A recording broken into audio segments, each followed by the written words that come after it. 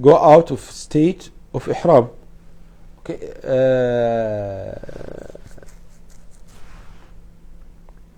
If it is ihsar, if she is prevented, يعني, if you mean the women who were with the Prophet ﷺ, of course it is not allowed for the woman to shave, but she has to cut.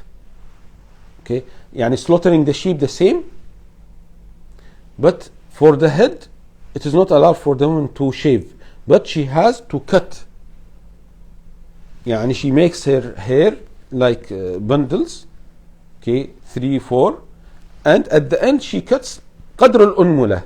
It is enough to cut 1 or 2 centimeters. This is enough. This is enough.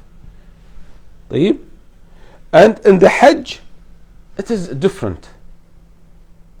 And in the Umrah the same.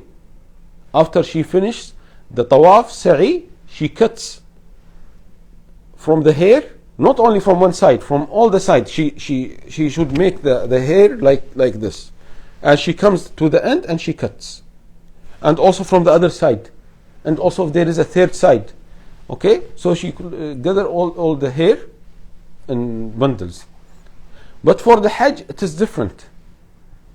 Okay? So she can goes out the state of Ihram.